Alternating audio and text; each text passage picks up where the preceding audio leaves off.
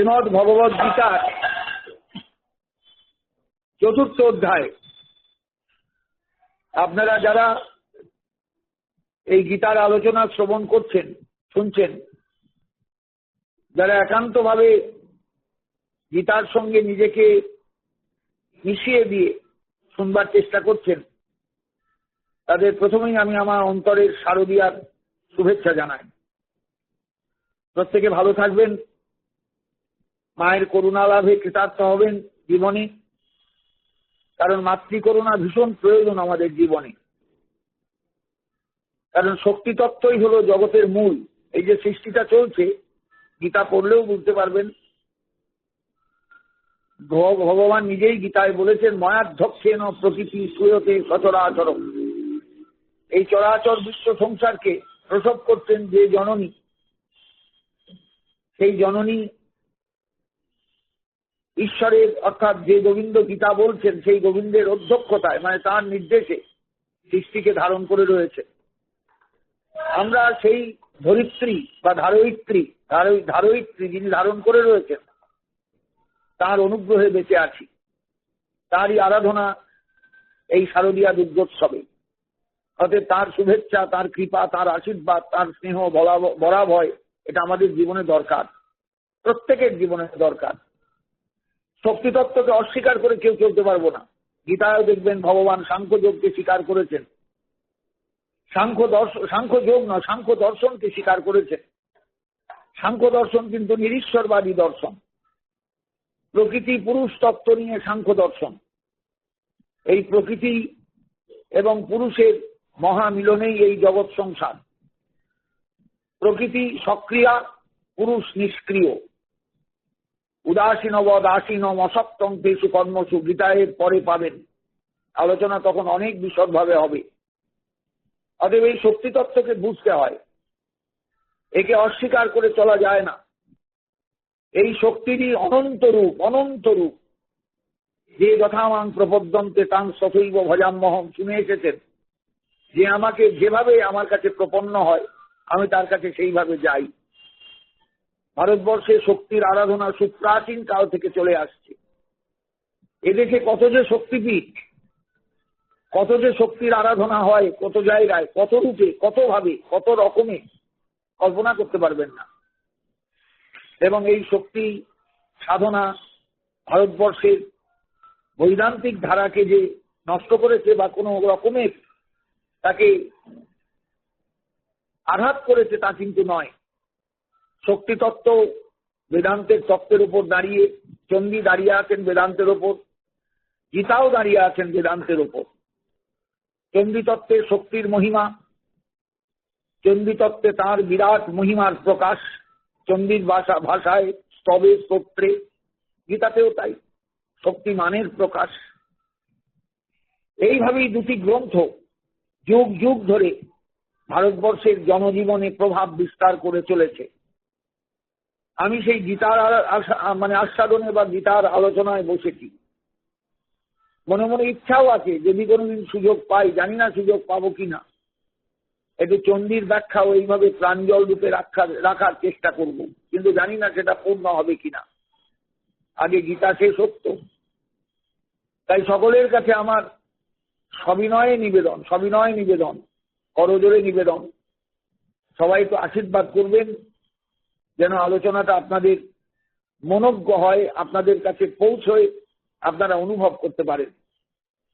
যে জায়গায় ছিলাম গতকাল, আশা করি মনে পড়বে, ভগবান বলছেন আগের শ্লোকে, কাঙ্ক্ষন্ত কর্মণাং সিদ্ধিং যজন্ত ইহ দেবতা, ক্ষিপ্রং হি মানুষে লোকে সিদ্ধের ভবতি কর্মজা। কর্মজনিত যে ফল, সেই ফলে মানুষ সিদ্ধি লাভ করে খুব চট করে। এই জন্য ভারতবর্ষে বেদের জ্ঞানকাণ্ডের সঙ্গে কর্মকাণ্ডটা ওতপ্রোতভাবে জড়িত। বেদের জ্ঞানকাণ্ড যেমন উপনিষদ রাজি, তেমনি কর্মকাণ্ড বিভিন্ন ব্রাহ্মণ গ্রন্থে বিধৃত, প্রকাশিত। এক এক দেবতার উপাসনা এক এক ক্ষেত্রে হয়েছে খুব প্রাচীন কাল থেকে। কখনো ইন্দ্র, কখনো চন্দ্র, কখনো সূর্য, কখনো বিবস্বান, কখনো বরুণ, কখনো কুবের, কখনো পূষা, অসংখ্য দেবদেবীর অর্চনা বা তাদের মন্ত্র, তাদের প্রার্থনা, তাদের আহ্বান বেদে বিধৃত আছে, বেদের মন্ত্রে আছে। তাহলে এই যে অসংখ্য দেবতার উপাসনা, এটা কেন হলো? তার কারণ কাঙ্ক্ষন্ত কর্মনাং সিদ্ধিং যজন্ত ইহ দেবতা। ইহ জগতি, এই জগতে মানুষ কর্মসিদ্ধির জন্য দেবতার অর্চনা করে। এক এক দেবতা এক এক বস্তু দিতে সক্ষম, সবাই সবকিছু দিতে সক্ষম নন। কারণ আমরা অধিকাংশ মানুষ প্রবৃত্তি মার্গে চলি, নিবৃত্তি মার্গে খুব কম সংখ্যক মানুষ চলে। জগতে নিবৃত্তিই হলো আসল, নিবৃত্তি মার্গটাই হলো মূল, এটাই দরকারি। কিন্তু সাধারণ মানুষ এই নিবৃত্তির রাস্তায় হাঁটে না, তারা প্রবৃত্তির রাস্তায় হাঁটে। আমার এইটা দরকার, আমার এই মুহূর্তে একটা ঘর দরকার, বা ঝাঁ চকচকে একটা বাড়ি দরকার, আমার ছেলের চাকরি দরকার, আমার ছেলের পরীক্ষায় পাস দরকার, আমার মেয়ের বিয়ে দরকার। আমাদের স্বামী স্ত্রীর মধ্যে যে সম্পর্ক, সেই সম্পর্কটা আরো ভালো হয়ে ওঠা দরকার। কত রকম চাহিদা মানুষের, তারই অত্যানি। আমার অর্থ দরকার, এই জন্য দেখবেন চণ্ডীর প্রার্থনায় আছে রূপং দেহি, জয়ং দেহি, যশো দেহি, দিশো জহি। অর্গলাস্তবে আমায় রূপ দাও, আমায় জয় দাও, আমায় যশ দাও। রূপং দেহি, জয়ং দেহি, যশো দেহি, দিশো জহি। আমার শত্রুকে নিধন করো। শুধু চাই চাই চাই চাই চাই, দাও দাও দাও দাও দাও। এই হলো প্রবৃত্তি মার্গ। এই জন্যই মানুষ বহু দেবতার উপাসনা করে। আর এই প্রবৃত্তি মার্গের দিকে তার তৃষ্ণাটা জাগে গুণগত কারণে। মানুষ যদি সত্যগুণময় হয়, সে কিছু চাইবে না, চাইতে পারবে না। সত্যগুণ মানুষকে জ্ঞানের পথে এগিয়ে নিয়ে চলে। রজগুণ মানুষকে তৃষ্ণার পথে নামিয়ে আনে। তমগুণ মানুষকে অতি তৃষ্ণার্ত করে তোলে। এই জন্য যারা সত্যগুণাত্মক, তারা নিবৃত্তি মার্গটাকেই আশ্রয় করেন। কি চাইবো তার কাছে? তিনি না চাইতেই তো সবকিছু দিয়েছেন। আমায় মা দিয়েছেন, বাবা দিয়েছেন, স্নেহ দিয়েছেন, ভালোবাসা দিয়েছেন, পৃথিবীর আলো দিয়েছেন, জল দিয়েছেন, বাতাস দিয়েছেন, সূর্যের আলো দিয়ে আমাকে ঋদ্ধ করেছেন, সমৃদ্ধ করেছেন। সবকিছু তো তার কাছে না চাইতেই পেয়েছে, আবার চাইবো কেন? এই হলো সত্যগুণময়ের প্রার্থনা। রজগুণাত্মক মানুষ কিন্তু তা নয়, তিনি চাইবেন চাইবেন চাইবেন, চেয়ে যাবেন।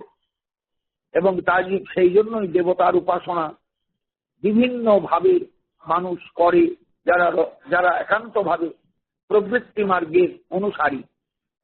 এবং যারা রজগুণাত্মক, তমগুণাত্মক, তারাই এই মার্গটাকে পছন্দ করে, এই রাস্তাটাকে পছন্দ করে। ওই জন্য গোবিন্দ বলেছেন কাঙ্ক্ষন্ত কর্মনাং সিদ্ধিং যজন্ত ইহ দেবতা। এই জগতে মানুষ বহু দেবতার অর্চনা করে, বহু দেবতাকে নানাভাবে উপঢৌকন দিয়ে তাদের মনস্তুষ্টি সাধন করে। শুধু কাঙ্ক্ষন্ত কর্মনাং সিদ্ধিং, কর্মনাং সিদ্ধিং কাঙ্ক্ষন্ত, কর্মের সিদ্ধি প্রার্থনা করে। কর্মের সিদ্ধিকে, আমি যে কর্মে নেমেছি সেই কর্মটায় যেন আমি সিদ্ধি লাভ করি। আমি যে পথকে আশ্রয় করেছি এই পথে যেন আমি সিদ্ধি প্রাপ্ত হই। এই হলো তার প্রার্থনা, এই হলো তার কামনা, এই হলো তার বাসনা। এই বাসনার পেছন পেছন যে ছুটে চলে। অতএব মানুষকে বুঝতে হবে, প্রত্যেক মানুষকে বুঝতে হবে, গীতা পড়ার আগে, গীতা শুনতে শুনতে যাওয়ার আগে, বা গীতা পড়তে পড়তে যাওয়ার আগে, যে কথাগুলো তিনি বলছেন, কথাগুলোর ভেতরে আমার প্রবেশ করা দরকার। কাঙ্ক্ষন্ত কর্মনাং সিদ্ধিং যজন্ত ইহ দেবতা, ক্ষিপ্রং হি মানুষের লোকে সিদ্ধির ভবতি কর্মজা। কর্মজনিত কারণে মানুষ সিদ্ধিও লাভ করে তাড়াতাড়ি, যেটা তার নিবৃত্তি মার্গে চট করে আসে না। প্রবৃত্তি মার্গে, কর্মপথে, কর্মকাণ্ডের পথে তার কিন্তু তাড়াতাড়ি সিদ্ধি লাভ হয়ে যায়। এইখানেই গোবিন্দ পরবর্তী শ্লোকে বিচারের জায়গাটাকে নিয়ে এলেন, যে কেন হয়। তিনি প্রশ্ন করেন অর্জুন, তার উত্তর দিচ্ছেন, আমি 4টে বর্ণ সৃষ্টি করেছি, আমি অকর্তা হলেও, অব্যয় তত্ত্ব হলেও, আমি কিছুর মধ্যে লিপ্ত নই। তথাপি আমি এই সৃষ্ট জগতের জীবকে 4 ভাগে ভাগ করে জগতে এনেছি। গুণের ধর্ম অনুসারে, কর্মের কারণ, কর্মের অনুসারে, কর্মানুসারে। গুণ কর্ম বিভাগস, গুণ এবং কর্ম। যে গুণের সে সেই কর্ম করতে ভালোবাসবে, যে গুণের নয় সে সেই কর্ম করতে ভালোবাসবে না। এইরকম দৃষ্টিভঙ্গি নিয়ে আমি জগতে ব্রাহ্মণ, ক্ষত্রিয়, বৈশ্য, শূদ্র এদের এনেছি, বা এই বর্ণ বিভাগ এবং কর্ম বিভাগ করেছি। বর্ণ বিভাগে 4টে বর্ণ, ব্রাহ্মণ, ক্ষত্রিয়, বৈশ্য, শূদ্র। কর্ম বিভাগে ব্রাহ্মণের কর্ম, ক্ষত্রিয়ের কর্ম, বৈশ্যের কর্ম, শূদ্রের কর্ম বিভাজিত। এইখানেই মানে প্রশ্ন এসে যাবে যে কি দরকার ছিল সৃষ্টি হওয়ার সঙ্গে সঙ্গে এই বর্ণ বিভাগ বা কর্ম বিভাগের কি প্রয়োজন। অবশ্য প্রশ্নের উত্তর আমরা সঠিক পাবো না যে সৃষ্টিটা আগে না বর্ণ বিভাগ আগে। আমার অনুমান সৃষ্টি আগে হয়েছে, সৃষ্টির আদি পর্বে এইরকম কোন বর্ণ বিভাগ কর্ম বিভাগ ছিল না। কিন্তু ধীরে ধীরে সৃষ্টি যত এগুলো, সৃষ্টি যত অগ্রসর হলো, মানুষে বিভেদ বাড়লো, মানুষের মধ্যে চেতনা এলো যে আমি জগতে এলাম কেন ইত্যাদি প্রশ্ন যখন তাকে রীতিমতো উন্মত্ত করে তুলল, তখন আস্তে আস্তে তার মধ্যে বর্ণ বিভাগ এসে গেল। যিনি ঊর্ধ্ব চিন্তায় তৎপর হলেন তিনি ব্রাহ্মণ, যিনি সত্যগুণময় তিনি ব্রাহ্মণ, যিনি ঈশ্বরকে নিয়ে চিন্তায় বসলেন তিনি ব্রাহ্মণ, যিনি ভাবলেন এবং অনুভব করলেন যে জগতে আমার আগমন শুধু ভোগ করবার জন্য নয়, ঈশ্বরকে জানার জন্য যিনি আমায় সৃষ্টি করে পাঠিয়েছেন তিনি ব্রাহ্মণ। এইবার কিছু মানুষের দরকার হলো সমাজে, যারা বিরুদ্ধ শক্তির বিরুদ্ধে লড়াই করে সমাজটাকে রক্ষা করবে। কারণ সৃষ্টির উষাকালেই প্রকৃতির তাণ্ডব মানুষ প্রত্যক্ষ করেছে, বিভিন্ন প্রাণীর তাণ্ডব প্রত্যক্ষ করেছে। তাদের হাত থেকে মনুষ্যকুলকে বাঁচাতে, তাদের হাত থেকে সৃষ্টিকে বাঁচাতে, তাদের হাত থেকে মানুষ নামক বিধাতার সৃষ্টিটাকে বাঁচাতে একদল শক্তিশালী মানুষের প্রয়োজন হয়েছিল সৃষ্টি রাজ্যে। এরাই হলেন ক্ষত্রিয়। তারা তাদের অস্ত্র নিয়ে, শস্ত্র নিয়ে, পাথরের টুকরো নিয়ে, গাছের ডাল নিয়ে শত্রু খেদাতেন, শত্রু তাড়াতেন। এইভাবেই দেখবেন বেদের মন্ত্রে বিভিন্ন যজ্ঞের বিঘ্ন সৃষ্টিকারীকে তাড়ানোর ব্যবস্থা আছে। কোথাও মন্ত্রের দ্বারা, কোথাও রীতিমতো প্রহরীর দ্বারা বেষ্টিত হয়ে যজ্ঞ সাধন করতে করতে।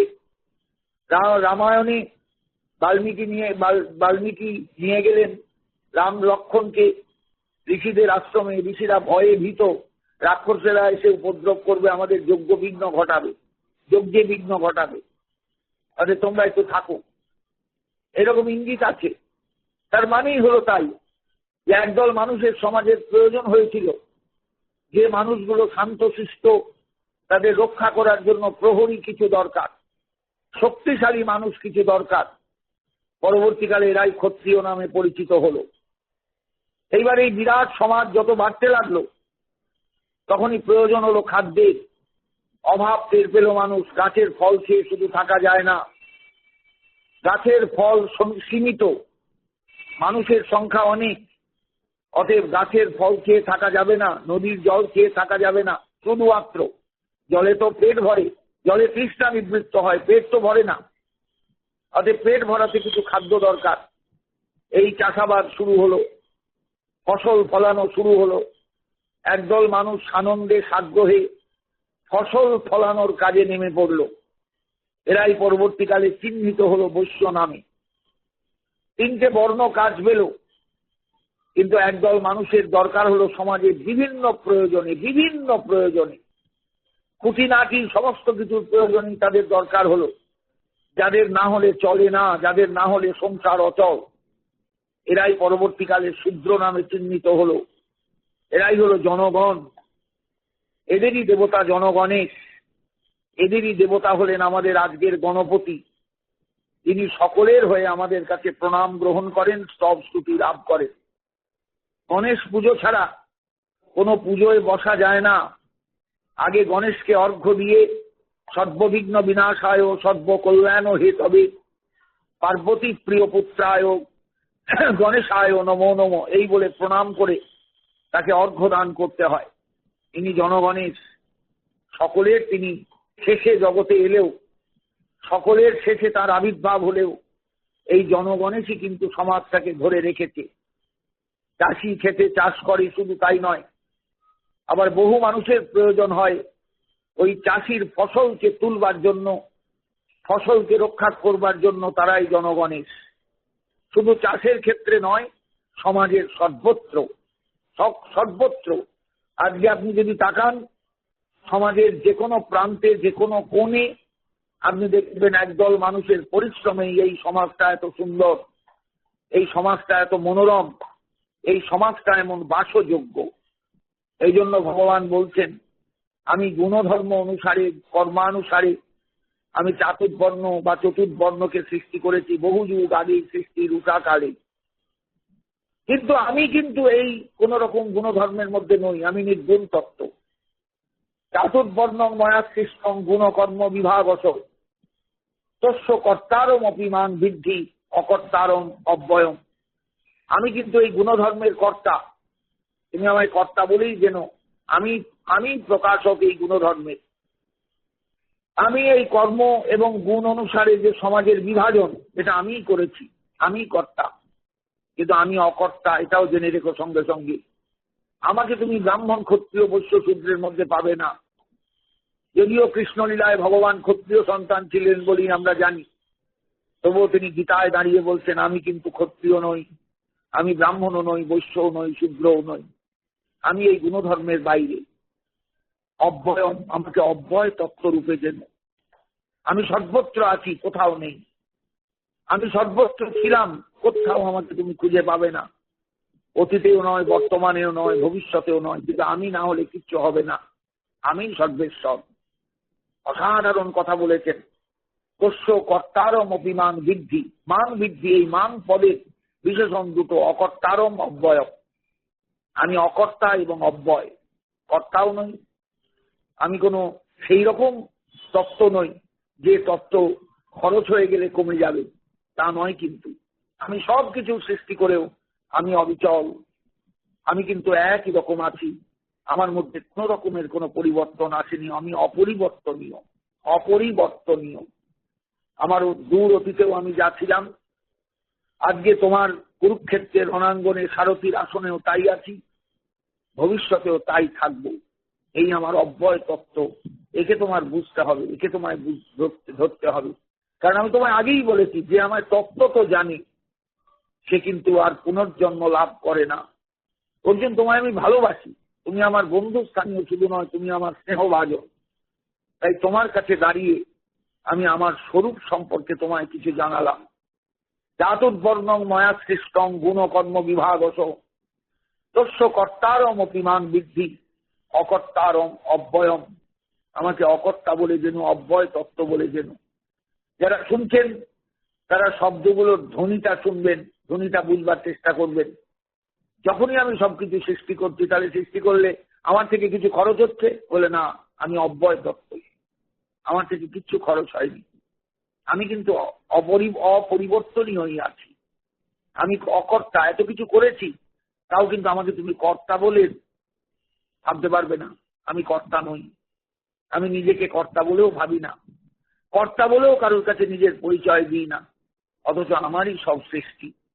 এই সৃষ্টিটাও যেমন আমার, সৃষ্টির ভেতরে গুণধর্মের যে প্রকাশ, সে প্রকাশও আমার। সেই গুণধর্মের কারণে যে বিভাজন, ব্রাহ্মণ, ক্ষত্রিয়, বৈশ্য, শূদ্র, এই বিভাজনটাও আমার, সবই আমার। কিন্তু তবুও আমি কিন্তু অকর্তা, আমি কর্তৃত্বের কোনো দাবিদার নই, আমি অব্যয়। আমি সৃষ্টি করেও এই অনন্ত জগৎকে দাঁড় করিয়েও আমার মধ্যে কোনো খরচ হয়ে গেছে খানিকটা অংশ, তা নয়। কিন্তু আমি যেমন ছিলাম তেমনি আছি। একে বোঝা বড় দুষ্কর, একে ভাবা বড় কঠিন, একে অনুভব করা আরো দুর্বোধ্য। মানুষকে কিন্তু এই তত্ত্বকে নিয়ে বুঝতে হবে, তবে আপনি গীতায় ঢুকতে পারবেন। যে গীতা কার উক্তি, গীতার ভাষায় তিনি কেমন ভাবে নিজেকে প্রকাশ করেছেন, এগুলো আমাদের প্রত্যেকের বুঝতে হবে। পরের শ্লোকে গিয়ে গোবিন্দ বলছেন, নমান কর্মাণি লিপ্পন্তি ন মে কর্মফলে স্পৃহা ইতি মান জহবি জানাতি কর্মভীর নশবদ্ধতে। এবার অর্জুন, তুমিও তো আমার থেকেই সৃষ্ট, জগতের সবাই তো আমার থেকেই সৃষ্ট। অর্থাৎ আমি যদি অকর্তা হতে পারি, তুমিও অকর্তা হতে পারো। আমি যদি কোনো কিছু, সবকিছু করেও কোনো কিছু না করে আমি যদি থাকতে পারি, আমি যদি অকর্তা বলে নিজেকে ঘোষণা করতে পারি, তুমিও অকর্তা হতে পারো।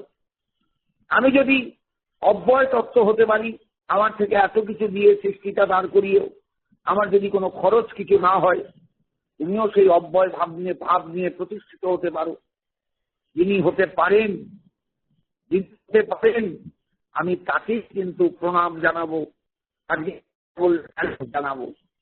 বলছে নমাং কর্মানি লিপ্পন্তি, আমি সবকিছু করেছি তবুও কোনো কর্ম কিন্তু আমাকে জড়াতে পারে না, আমাকে কোনো কর্ম জালে আবদ্ধ করতে পারে না। কেন না, যেহেতু আমার কোনো কর্মফলে স্পৃহা নেই, কোনো আকাঙ্ক্ষা নেই। আমি তোমায় অর্জুন আগেও বলেছি, নিরাকাঙ্ক্ষ হয়ে জগতে চলবে, আকাঙ্ক্ষা শূন্য হয়ে জগতে চলবে। আমি এত বড় একটা সৃষ্টি কার্য করেও আমি নিরাকাঙ্ক্ষ, আমি আকাঙ্ক্ষা শূন্য। পারবে সেই নিরাকাঙ্ক্ষ হয়ে জগতে চলতে? মানুষ তো কামনা করার জন্যই ব্যস্ত, এটা চাই, ওটা চাই, সেটা চাই, এটা না হলে হবে না, ওটা না হলে হবে না, ওটা না, সেটা না হলে হবে না। পারবে নিরাকাঙ্ক্ষ হতে আমার মতন? আমি তোমার কাছে বলছি, বিশ্বাস করতে নি, নমাং কর্মানি লিপ্পন্তি, কোনো কর্ম আমাকে লিপ্ত করতে পারে না, মানে কর্ম জালে আমাকে আবদ্ধ করতে পারে না। নমে কর্মফলের স্পৃহা, আমি কোনো কর্মফলের আকাঙ্ক্ষা নিয়ে চলি না, কোনো আকাঙ্ক্ষাই আমার ভেতরে নেই, অথচ আমি সবকিছু করেছি, সবকিছু করছি। প্রতি মুহূর্তে আমি জগদীশ্বর রূপে এই জগতের দেখভাল করে চলেছি, কিন্তু আমার কোনো স্পৃহা নেই, আমার কোনো আকাঙ্ক্ষা নেই। ইতি মাং যোহবি জানাতি, এইভাবে যে আমাকে জানে, শুধু জানে বললেন না, অভিজানাতি, সত্যিকারের জানে। কথাটা বুঝতে পারছেন? উপসর্গটার তাৎপর্য ধরতে পারছেন? উপসর্গেন ধাত্তর্থ বলার অন্যত্র নিয়তে, উপসর্গ যোগে ধাতুর অর্থ অনেক রকম পাল্টিয়ে যায়, অনেক রকম পরিবর্তিত হয়। প্রহার, আহার, বিহার, পরিহার, ব্যাকরণের কথা। উপসর্গের দ্বারা, উপসর্গ যোগের দ্বারা ধাতুর অর্থ পাল্টিয়ে যায়, যার জন্য প্রহার আহার একই ধাতু। প্রহার মানে মারা, আহার মানে খাদ্য গ্রহণ করা, আহরণ করে খাদ্য গ্রহণ করা, তাহলে পাল্টিয়ে গেল অর্থ। ঠিক এখানে অভিজানাতি, একটা উপসর্গের প্রয়োগ আছে। ইতি মাং যো অভিজানাতি, আমি কোনো কর্মে লিপ্ত নই, আমার কোনো কর্মফলের আকাঙ্ক্ষা নেই। এইভাবে যিনি আমাকে জানেন, এবার জানেন, শুধু জানেন নয়, বোঝেন, চেনেন, উপলব্ধি করেন, অনুভব করেন, এতগুলো ভাব এসে যাবে এই উপসর্গের দ্বারা। শুধু জানেন বললে হবে না, যিনি এইভাবে আমাকে বোঝেন, এইভাবে আমাকে চেনেন, এইভাবে আমাকে উপলব্ধি করেন, এইভাবে আমার মধ্যে ডুব দিয়ে ভাবেন যে কেমন করে ভগবান সবকিছুর মধ্যে থেকেও কোনো কিছুর মধ্যে নেই বলে ঘোষণা করছেন, কিছুর মধ্যেই আমি নেই। নমাং কর্মানি লিপ্পন্তি, আমাকে কোনো কর্ম বন্ধনের মধ্যে ফেলতে পারে না। তাহলে অর্জুন, জগতে একটা রাস্তা আছে, কর্ম করেও কর্মবন্ধন থেকে মুক্ত হওয়া যায়, আর সেটা হওয়া যায় একমাত্র আকাঙ্ক্ষা ত্যাগ করলে। আমি কোনো কর্মফল চাই না, আমি কাজ করে যাব, সর্বদার জন্য কর্মে লিপ্ত হয়ে থাকব, কিন্তু কোনো আকাঙ্ক্ষা করব না। যেমন ভগবান নিরাকাঙ্ক্ষ হয়ে কর্মে লিপ্ত থাকেন, আমি সেইভাবেই চলব। যদি কেউ পারেন চলতে, পরিষ্কার ভাষায় বলছেন ভগবান, ইতি মত্তা ইতি মাং যো অভিজানাতি, এইভাবে যিনি আমাকে জানেন, বোঝেন, চেনেন, ভাবেন, অনুভব করেন, কর্মভিন্ন সবদ্ধতে, সে কখনো কর্মে বদ্ধ হয় না। আমি বারবার এর আগে বলেছি আলোচনায়, কর্ম করা মানেই হচ্ছে একটা কর্মফলের ভার এসে যাওয়া, কারণ আমরা নিরাকাঙ্ক্ষে কোনো কর্ম করি না। এক জায়গায় থুতু ফেলতে গেলে থুতুটা ফেললাম কেন? থুতু ফেলার একটা কারণ আছে এখানে। আমি এই লোকটাকে ঘৃণা করি, তাই একে দেখে আমি থুতু ফেললাম, একে দেখে আমি থুতু ফেলবার চেষ্টা করলাম, কর্ম করলাম, অতএব ফলটা কিন্তু আমার জন্য রয়ে গেল, জমা হয়ে গেল।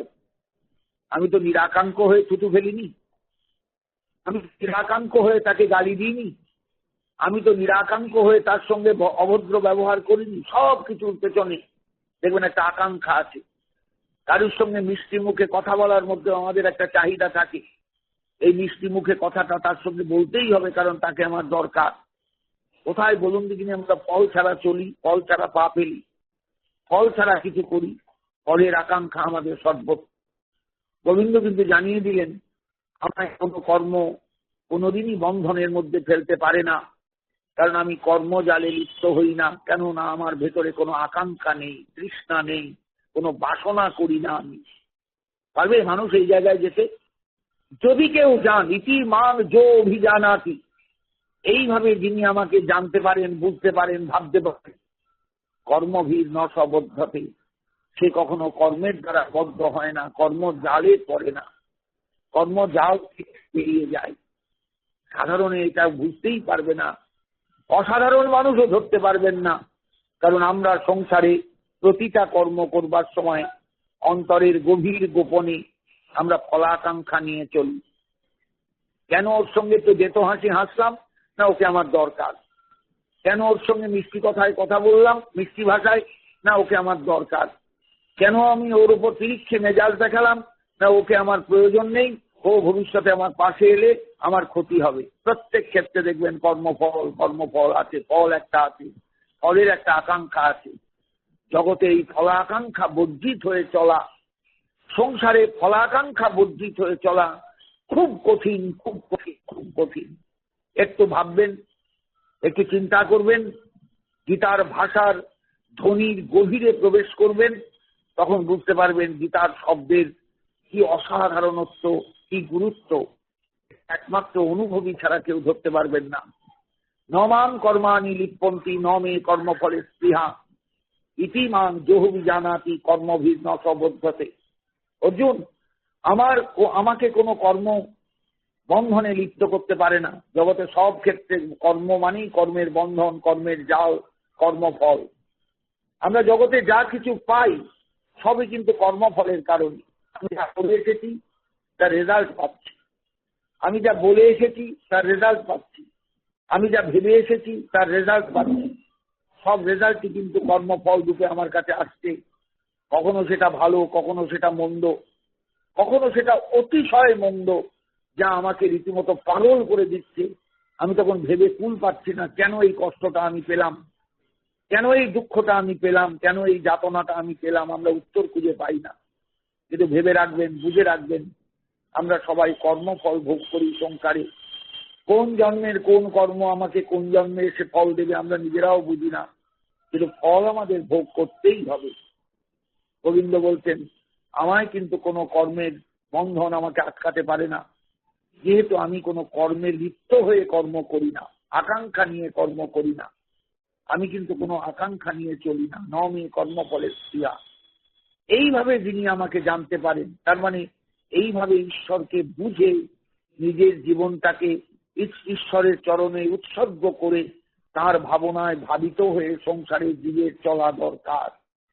আমরা কজনা বুঝি গীতার ভাষা, কজনা উপলব্ধি করি গীতার এই বাংময়ী মূর্তি, বাংময় রূপ, কেউ বুঝি না আমরা।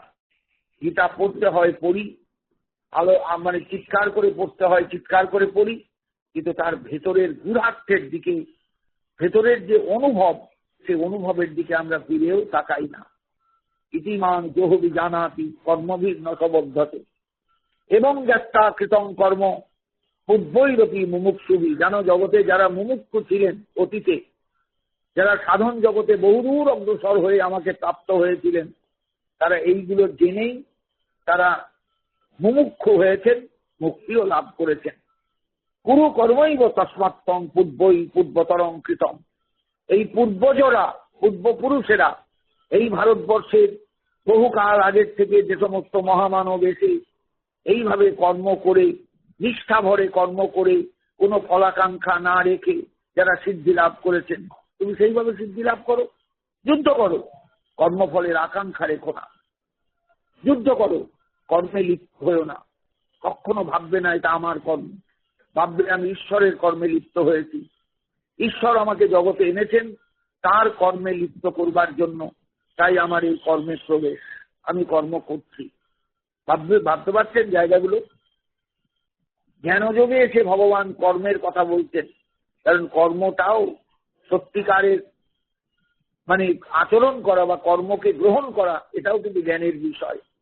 মানুষের ভেতরে যদি সেই জ্ঞান, সেই বোধ না থাকে, মানুষ যথার্থ কর্মে কোনোদিন নিজেকে লিপ্ত করতে পারবে না। সে অযথা কর্ম করবে, কর্মফল প্রাপ্ত হবে, ভোগ করবে, কষ্ট পাবে, দুঃখ পাবে, আনন্দ পাবে, মনে করবে এইটাই বোধহয় আমার চলার রাস্তা, এইভাবেই চলতে হয়। তা নয়। পরিষ্কার জেনে রেখো, এবং জ্ঞাতা কৃতং কর্ম পূর্বৈরপি মুমুক্ষুভি। পূর্বজ যারা এই ভারতবর্ষে যারা এসেছেন বহুকাল আগে, আমারও আগে ধরো যারা এসেছেন, আমি জগতে আসারও বহু আগে যারা এসেছেন, তারা এইভাবেই কিন্তু কর্ম করেছেন। কোনো কর্মের আকাঙ্ক্ষা তারা ভেতরে রাখেননি, কর্মে লিপ্ত হয়েছেন। পুরো কর্মই তস্মাত্তম, তুমিও সেইভাবে কর্ম করো। পূর্বই পূর্বতরং কৃতম, পূর্বজরা যেভাবে কর্ম করেছেন পূর্ব যুগে, অনেক আগের কালে, পূর্বকালে, তুমি সেইভাবে কর্ম করো। এটাই আমার তোমার কাছে নির্দেশ। তাহলে তুমি রক্ষা পাবে। তাহলে এই যুদ্ধোদ্যম তোমাকে একবারে নিচে নামিয়ে দেবে। এই আকাঙ্ক্ষা যদি মনে করো তোমরা রাজত্ব ফিরে পাবে, আনন্দ করবে, উচ্ছ্বাস প্রকাশ করবে, তা নয়। এটা ঘটনাচক্রে এই কর্ম তোমার সামনে দাঁড়িয়েছে। তুমি ক্ষত্রিয়, যেহেতু গুণধর্মের কারণে, তুমি যেহেতু ক্ষত্রিয় সন্তান, ক্ষত্রিয়ত্ব নিয়ে জগতে এসেছো, তোমাকে যুদ্ধ করতেই হবে। কারণ এই চাতুর্বর্ণ আগেই বলেছেন, এই চারটে বর্ণ আমি সৃষ্টি করেছি।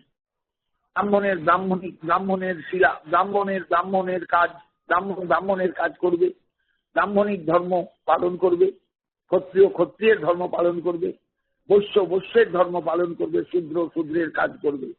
অর্থাৎ তুমি যদি ক্ষত্রিয় ধর্ম থেকে বিচ্যুত হয়ে যাও, তাহলে তুমি স্বধর্মচ্যুত হলে, তাহলে পূর্বজদের তুমি অসম্মান করলে।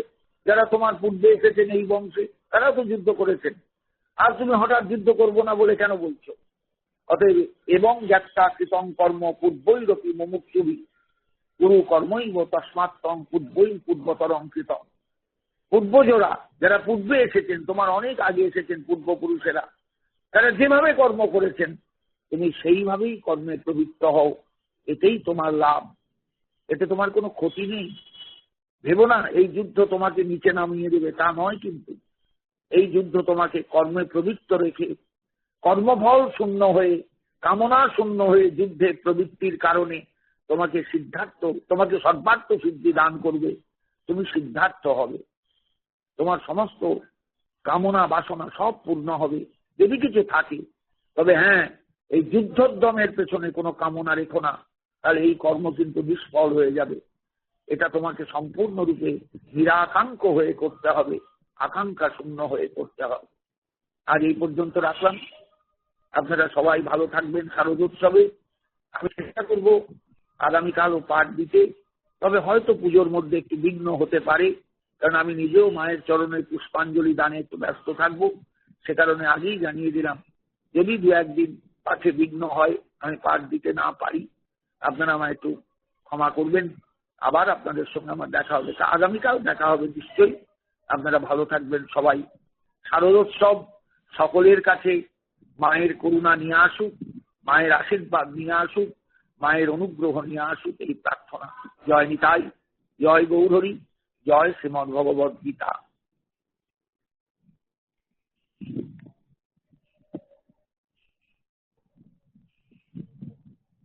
33 মিনিট বাবা, আমি যে পারবো ভাবি।